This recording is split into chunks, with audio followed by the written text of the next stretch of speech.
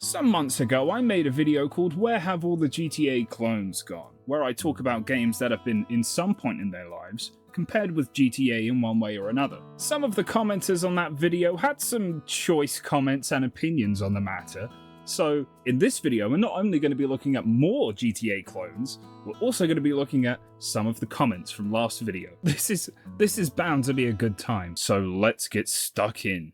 Where have all the GTA clones gone? Over there, pretty much. The so-called GTA clones have been a mainstay in gaming for over a couple of decades now, but the comparison to Grand Theft Auto has pretty much always been there, to either the benefit or detriment of the products. All the games that I mentioned in the last video, Saints Row, Just Cause, Driver, Mafia, with those last two having their first entry before GTA 3, have all been at some point in their life called a GTA clone. My video's title references this with quotation marks, and in the video I tried to bring light to how these games were unique and deserve attention based on their own merits. This was lost on many of the commenters. Not all. In fact, most of the comments have been perfectly good, so this time I'll say it up front. The games that I mention, especially the ones I have an affinity for, are going to be called GTA clones in this video for the sake of consistency, and so that it's easily digestible. Yum yum. However, the point of this video is not to directly compare these games to GTA, it's to hold them up on their own merits. On some level, I think we all understand the similarities between these games, even if we can't agree on what exactly those similarities are. So at a few points in this video, I'm going to stop and check some comments. Cool? I'm doing it anyway. So what exactly is a GTA clone? It's not as easy to describe as some people might think. GTA clone is such a closed-minded term for games that feature an open world that also happen to feature guns and cars. A game could have such a great story that features a unique set of characters while also having an amazing customization option, only for it to be called a clone. The Grand Theft Auto feel is not just down to guns and cars, it's the world that the characters live in, the unique look and feel that the environment is giving off, the environmental storytelling, the archetype of the GTA protagonist, however different they may be. They're all structured fairly similarly. There's also the unique idiosyncrasies of GTA, like the fake brands, or the curated radio stations, the way the HUD is designed, and then there's how you, the player, is made to feel about these things. The ownership you feel over the things you've done in the game. You see a blown up building and you think, oh, hey, wait a minute, I did that. To me, there's not just the funny gags or the interesting songs on the radio. There's something more that makes Grand Theft Auto more than the sum of its parts. It's about, why is it that when a game is an open world sandbox set in a city with cars, guns, and crimes, it's called a GTA clone? But when a game has a soul system, bosses, and waypoints, they're called Souls-like. Again, it's not about the guns and the cars and the sandbox. That's all part of it, of course, but I think there's something more to it. And I suppose we've collectively called them GTA clones because that was the terminology of the time. This was not long after we stopped calling FPS games Doom clones, so the terminology stuck and here we are. Time is a funny thing, and GTA as a franchise was released here in the UK less than a month before I was born, so, we're about the same age. I think I can speak on behalf of it here. There were many famous Doom clones that were called that because that's essentially what they were. The structure of what made Doom Doom was present in other games like Duke Nukem, Star Wars Dark Forces, and to a lesser extent, Quake, its other FPS. A lot of these fell under the banner of Doom clone, but they were right to make the comparison. Many games were directly inspired by Doom and that specific style and presentation, and they wore it on their sleeve. Even the HUD for these games have a lot of similarities. The funny thing is, if we want to get technical about it, Wolfenstein was the first one to do it before any of the other ones that I mentioned. But like Grand Theft Auto, Doom came along and solidified its specific genre. Back then, most shooter games either looked like Doom or they looked like Quake, and they most likely used a version of one of those engines. So as you can see, Doom clone was a perfectly fine term for games like Duke Nukem, because it described what you were going to get pretty accurately. If you've noticed that we don't hear the term Doom clone anymore, that's because it's been so long and there are more than a handful of first-person shooter genres out there. We have a new term for them now. Boomer shooters, which is a backhanded comment if I ever heard one. So I think that's where the basic terminology of GTA clone comes from, but I think it's more, you can't be serious, calling every sandbox game a GTA clone and making a video about it? Whoa, easy now. When did I say that every sandbox game is a GTA clone? That's all you, friend. But this is exactly to my point. Grand Theft Auto can't be described succinctly in one neat term. It's a collection of things that make it and other games like it what they are. Minecraft is a sandbox game. Bone Lab can be a sandbox game. Teardown is also a sandbox game, and Teardown has cars that you can drive and guns that you can shoot, but they aren't anything near GTA, are they? Oh wait, I missed a part of that comment. A few people have mentioned this in nice and not so nice ways. I never said that Mafia was a GTA clone, okay? I said that Mafia 2 was. A lot of people have rightly pointed out that Mafia was in development before GTA 3. Mafia had a very realistic look to it, and it was set in a world where you drive around and exit your vehicle and walk around even shooting in third person, and it knew what story it was trying to tell. It had full voice acting, animated cutscenes, the works. Nothing too unbelievable, yet apart from the time period with the cars and the clothes and that wonderful gangster dialect, there's not really much character to the game. Mafia 2 was indeed a sequel to the first game, but it was made by very different people with different ideals. Mafia 2 released in 2010 and didn't take much from Grand Theft Auto, far from it. But the things that it did take are meaningful. There are bigger things like the minimap featuring a GPS system, with the health displayed around the minimap. Car customization was present at a time where GTA 4 had taken that away. The player controls in very much the same way as GTA 4 despite a lack of jump, as well as an improved over-the-shoulder shooting mechanic from the previous game. Plus you could also get into cover, something that was now expected to be standard in games. But there were smaller things to do. Clothing stores were available for you to buy clothes and wear whatever you want, and you store your car by driving it into your garage. Unlike the last game, there are now a curated list of songs on various radio stations that you can listen to while you drive. Every song, like GTA, is hand-picked to go best with the vibes and presentation of the game. They also haven't gone for the cold, realistic graphics of the previous game. It has the styled realism that oddly works best for these kinds of games. They're realistic, sure, but they're not trying to be photoreal. Mafia 2 has a lot of character, and it's a very coherent experience that deserves to be praised on its own merits. It is inarguable that this game is much closer to an experience to Grand Theft Auto than the game that came out before it. Because why wouldn't it be? Why would you deprive people of features and mechanics that we all know worked well in one game just because you didn't come up with it first? Alright, that's enough of the comments. Let's talk about a new game. American Fugitive, a game that was recommended again and again in the comments, is the pinnacle of what a GTA clone is all about. And I mean that in the most loving and respectful way that I can. In this game, you play as a man who is falsely convicted of his father's murder, and you escape prison and become a fugitive. In America! It's a top-down, open-world game set in the 1980s where, after your escape, you do various missions for various people in hopes of learning more about the death of your father. Or you could have fun and explore in the open world. The choice is yours, really. There are so many bits and pieces here that you would see in a GTA game, like the ability to rob a store, get into scraps with the police, or if you're naughty enough, the army. You do missions for different people, you can find side missions to complete, and you only have access to the first island until you progress far enough. This is a GTA game in everything but name, but it also has some of its own unique charm too. The dialogue is all delivered through text, so there's no voice acting in the game apart from certain situations. But you do get these funny animations. As soon as you start playing this game, you're introduced to the mechanic of breaking into a house and searching each room. This can be done for any residence, where you can take a quick peek through a window to check if anybody's home before breaking and entering for some loot. So long as nobody notices, you'll get away scot-free, but usually there will be a timer showing how long it takes for the cops to show up. Get away before then, and you're golden.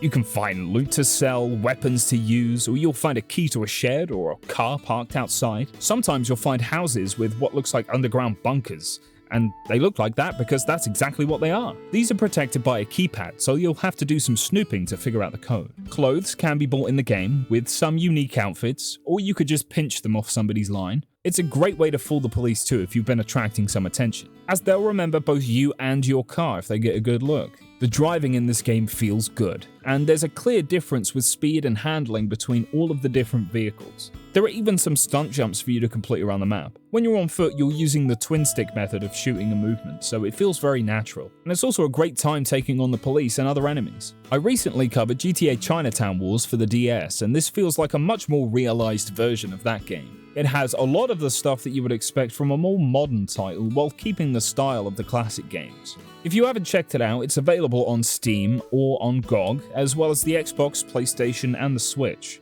Last time I checked, it was £20, so it's worth picking up and playing for that price. Yeah, I miss these games. GTA is great and is probably the best, but the clones always had something different that made them fun to play. Like the Mafia games and the realism and time frame in which they take place. And honestly, I enjoyed Watch Dogs 2 and many others. I actually think this is right on the money, and this was the point of the original video. They've all got a special something of their own that makes them unique. In my opinion, even though games like Mafia 3 and Just Cause 3 or even Driver San Francisco have moved further and further into their niches, the games that came before them at some point had a bit of that GTA DNA in them, somewhere, and it binds them all irrevocably, for better or for worse. Personally, the only reason I ever wanted to play Saints Row was not in spite of the fact that it was compared to GTA, but because of it. Being called a derivative of something else doesn't necessarily have to be the insult that some of us take it as, quite personally in some cases. I'm 8 seconds in, and you inaccurately called GTA 3 the first 3D third-person open-world game. GTA was revolutionary, but games like Hunter in the early 90s predate GTA 3. Grand Theft Auto 3 was the first GTA game in a 3D open world that you could explore at your leisure. It's not looking good for you. Since I'm clearly not going to make it through the video, I'll just answer the title. They still exist. People just call them Ubisoft clones now. Let me describe GTA 3 and later. Main and side missions markers on the map, collectibles hidden around the open world, tons of fetch quests, HUD filled with player stats, etc, etc. Now I'll describe a Ubisoft game. Main and side mission markers on the map, collectibles hidden around the open world, tons of fetch quests, HUD filled with player stats, etc, etc. These are not the things that make GTA though. They're just things that make a game a sandbox game. The way these elements are used, how they interact with each other, as well as the different goals the developers have for their open worlds all go into making a game feel unique. Sure, games like Breath of the Wild are comparable to GTA on paper, but the execution of those things and the way they're implemented are incredibly different. It's like if you were to pick up Assassin's Creed, for example, and expect the minute-to-minute gameplay to be comparable to GTA, and it's just not. They are worlds apart, despite having a lot of gameplay features that are very similar. And then, of course, there's Cyberpunk 2077 is a GTA clone. Wasn't that what about also open Cyberpunk? World? I feel like Cyberpunk is one too. You forgot Cyberpunk 2077. Literally the best one. Cyberpunk. Forget to say Cyberpunk. Fine. Right, you got me, okay? Let's talk about Cyberpunk. Cyberpunk 2077 is very much compared to GTA, and rightly so. Driving, shooting, making money by doing jobs for various people. But I'm just gonna come out and say it. It's not a GTA clone. It's not. Here's why. Grand Theft Auto, Saints Row, Mafia, the Driver games, Just Cause, and Cyberpunk. Driving looks like this, on foot looks like this, shooting looks like this, cutscenes look like this, and the structure of the game looks like this. Cyberpunk is not of the same lineage as these games. Cyberpunk plays more like a Fallout or a Skyrim than it does Grand Theft Auto. Looting corpses, selling your wares and bartering, fully customized character with skill trees and character builds, a much more interactive story with dialogue choices. Cyberpunk does not have GTA's DNA. It just has the necessary game mechanics that you would need for a convincing and engaging open world, i.e. police, NPCs that do and say stuff, the ability to steal a car if you can't use your own, etc. Some of these things were implemented similarly to GTA, others weren't. That's because the goals of these games are pretty different, and you can feel it when you play, because it doesn't play like a GTA game. Going to a shop and buying or selling is much more in the vein of Fallout or something similar, and the combat is completely different to what you would expect in a GTA clone.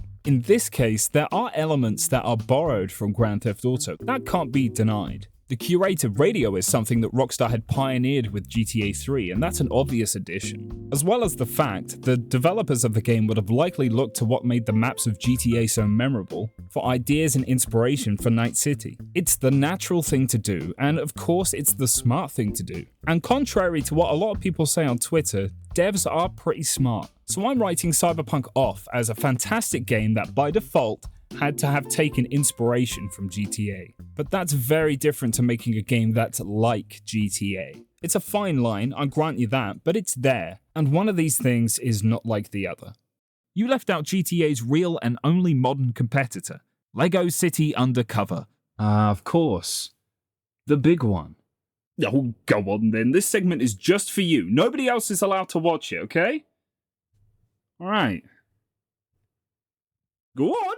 LEGO City Undercover is a reverse GTA clone. A whole new subsection of GTA clone that I just pulled out of thick air. It's a kids game, of course, where you play as a police officer, Chase McClane, as he returns to LEGO City. My favorite part of this story is that for the Wii U, Nintendo decided to snag this game as an exclusive for some ungodly reason. As I think Scott the Woz rightly pointed out, why would they do this? If you own a console that can play games, you're always going to get the LEGO games anyway, so why do that to yourself? Did you think LEGO City Undercover was going to be a system seller? It released on the Wii U in 2013 and was re-released on everything else, including Nintendo's own 3DS in a way, and the Switch in 2017, proving that exact point. Do you want to see what version of LEGO City Undercover I own? Yeah, I have the 3DS version, which is really its own thing. It's a prequel that takes place a few years before the main game and plays like this. Yeah. Oh, hell yeah. Yeah, look at me go. Oh, I'm really going now. It's a LEGO GTA clone, and that's as interesting as it gets. Segment over. Are you all back? You never left, did you? I told you that wasn't for you. Now, you have to like this video as punishment. Okay, what else do we have here? Here's a wee factoid for you. I never played this game. I owned it on the PS2, never played it. I looked at the case a lot though. Scarface The World Is Yours is an open world game where you play as Tony Montana, picking up right at the end of the movie during the final shootout. In this version though, Tony survives and has to rebuild his empire from scratch. This is a really interesting game considering I have no nostalgia for it whatsoever. This is a realistic, open-world Miami for you to explore, as well as some other islands for drug smuggling and such. Unlike GTA, Scarface doesn't have multiple mission givers and you don't get to progress in the similar way to GTA. Everything hinges on Tony's reputation and the amount of territory that he controls. You can earn reputation by buying fronts for your drug businesses and taking over storehouses. Tony has no problem killing gang members, but he won't kill an innocent. A stark difference to any other game like this. Through the game, you'll eventually start collecting quite a bit of drugs, so you can go to a street dealer to make some money, or you can sell it through one of your fronts, which is the better option. This game is really cool, it has some damn decent graphics, and the gameplay's there to back everything up. Shooting and driving feel great, and I think it's a good game. But that's all I have to say about Scarface. It's a certified GTA clone for sure, but like the others, it stands out in its own unique way, while still giving that same kind of feeling that GTA gives. Unfortunately, I don't have any kind of connection to this game, so I don't have any memories of it, and I've tried to play a bit of it for this video, but I haven't really gotten far. So that's pretty much it for Scarface. It's a decent game, and if you have the original hardware or a PC that can emulate it, why not give it a crack? Alright, let's see if there are any more suggestions. God damn it! This guy is clearly a connoisseur, and I want to express my extreme appreciation for this list, so let me highlight it. This guy understood the assignment. I do want to talk a little bit about the Getaway, because the Getaway and Getaway Black Monday are both games that are set in London, which is not something that you see a lot nowadays. Except for that one. Interestingly, the first game released in 2002, around the same time as Vice City, so it had its competition. In the first game, you play as two characters, ex-bank robber Mark Hammond and police officer Frank Carter. You get to experience both of their stories, and they run concurrently, and eventually their stories meet. The most interesting part of the story is that it takes place over a single day. I remember this game blowing me away as a kid, and not only because I was driving around in a realistic version of my country, I was doing it in real cars. That's right, this game actually has licensed cars, and ones you would actually see on the street at the time. Saab, Rover, Peugeot, Fiat, Lexus, along with some others. It was eerily realistic for the time. For the time. A lot of the gameplay elements are not very gamified, if that makes sense. The game doesn't have any form of HUD. No minimap, no health, no weapons. How are you supposed to get around without any kind of map or GPS, you ask? Well, the indicators on your car tell you where you need to go.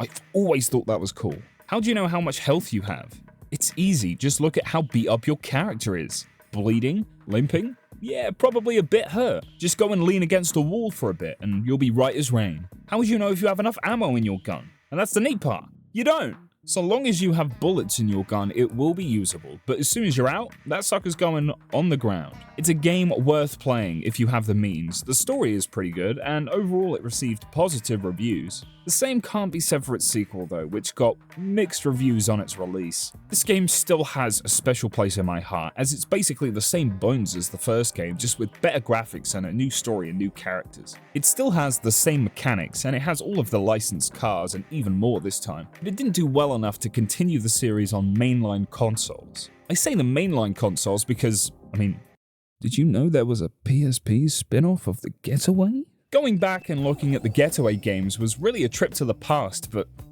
Gangs of London? I remember this. Looking at it now with my big boy eyes and brain, I can clearly see now that this is a spin-off of The Getaway. In this game, you get to choose to play as one of 5 different gangs from London. This one has a lot of cool features too, and alongside the story mode, there is also a free roam where you can explore the city of London at your own pace. In the free roam, there are a smattering of minigames that you can play, including taking pictures around London as well as some other minigames set in a pub.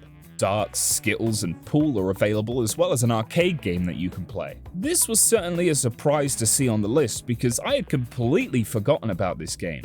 These are the kinds of games that we miss. And even though I don't have much to say about it for this video, I wanted to highlight it. Frankly, it wasn't that good of a game, and it wasn't that well received either. But I remember having that exact kind of feeling that The Getaway gave me when I played that. How strange, I know. But the thing is, it didn't try anything new, at least not anything interesting. Funnily enough, despite having reviews that matched its predecessor, in fact reviewing even worse overall, this game of all games was adapted into a TV show in, get this, 2020. A lot of great actors are in it, but I am a big fan of Colm Meaney for no particular reason whatsoever, so I think I'm gonna have to watch it. Seriously though, of all games that get a TV adaptation, and it's Gangs of London? Dear God, this video is getting long. Okay, let's skim through some of these suggestions and talk about some of the highlights briefly. The Godfather 1 and 2 are a great example, and a bunch of people brought it up in the comments of the last one. Decent open world games, and not the first movie tie-in game mentioned on this list. The first game came out in 2006 to pretty decent reviews, but the sequel did not. That seems to be a running theme here. For all their flaws, and they have many flaws, I think they have their merits, as they really did try to be grounded in the source material. Unfortunately though, they didn't have the charm that some of the others had, and the second game was kinda ass. For some people, one of these may be a game that you can lose hours of your time in, but these aren't games that you can lose yourself in. Let's see, I did cover this specifically for one guy, but you're not allowed to watch that part. The Gangstar Mobile games. I'm so surprised I forgot about these incredibly forgettable games. I think we all played one of these at some point and said, it's kind of like GTA, huh? But for these, at least the ones on phones, they sucked ass. I really mean that too. They just kind of sucked ass. These were games for the old smartphones, the smartphones of yore. Though I will say it is admittedly impressive that there is any kind of 3D open world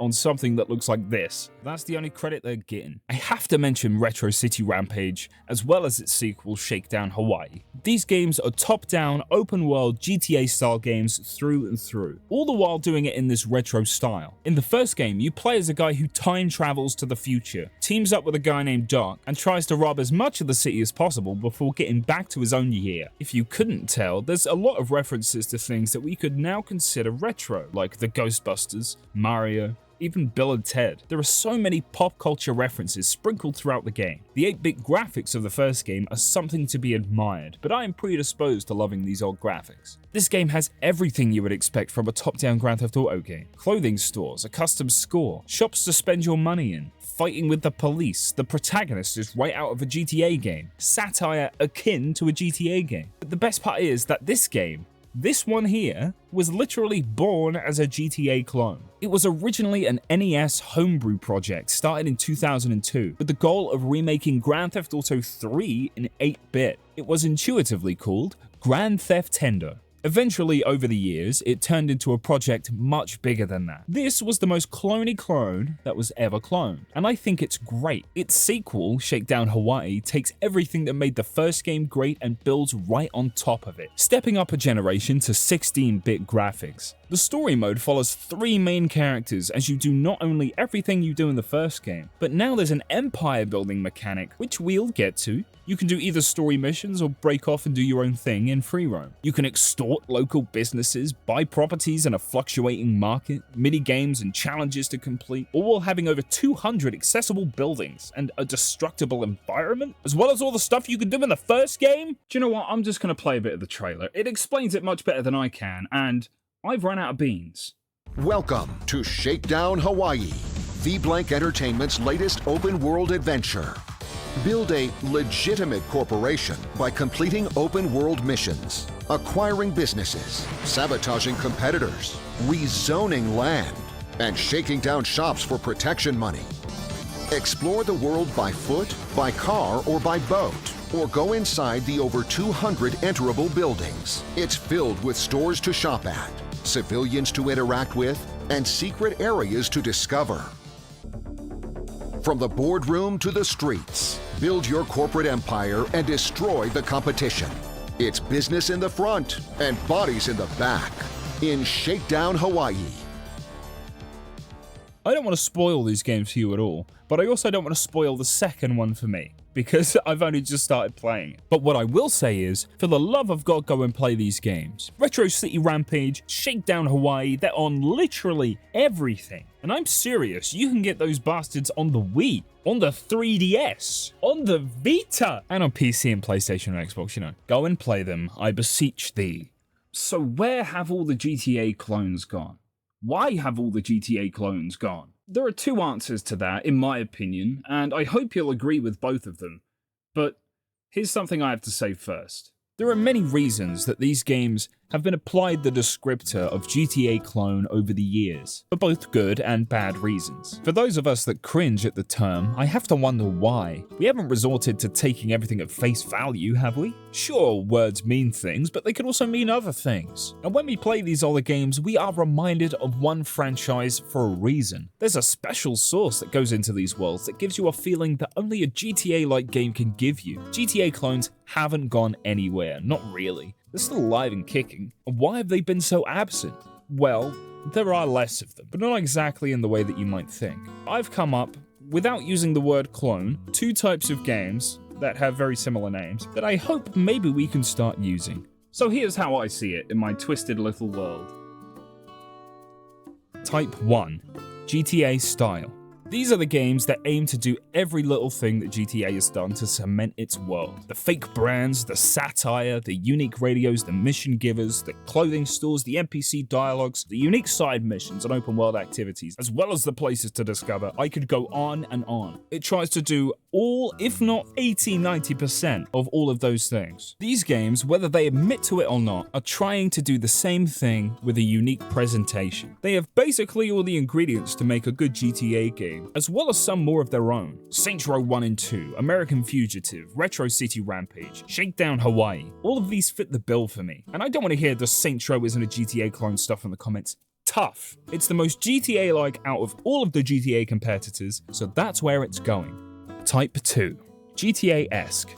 These are your games like Mafia II and 3, the Just Cause series, The Simpsons Hit and Run, the Scarface game, etc. These are the ones that have some GTA DNA in them, some more than others, but they are still recognizable as having some of that inspiration there. They have their own style, more unique mechanics while borrowing less from GTA. And these games really only focus on one aspect, whether it be story like Mafia 2 and 3, or the fun of chaos and destruction like Just Cause, or just the fun of free roam, like in The Simpsons Hit and Run. There's a clear line there. There is a difference, and I think we should start making that distinction. But then there are the games that tried it and then fell off. The Getaway is a good example. It came out with a strong first entry, but then its sequel and its spin-off, they didn't do that well. You don't see many games like The Godfather and Scarface out nowadays. Movie tie-in games are really more just franchise tie-in games now. We'll have a new Marvel or DC game, but they won't be connected to the MCU or the DCEU, or whatever it's called this week. As so many people have proven in the comments section of not only my video, but other videos where GTA clone is used, these series, while taking elements from the most popular competitor are still unique, but we also have to remember that we cannot intellectually say anything is good or bad without comparing it to something else. That's how the mind works. We have to have some kind of universal point of reference for what makes these games good, right? I don't know if clone should be the term we're using. Maybe GTA style or GTA-like should take over, but I'm sure people would still have a problem with that too.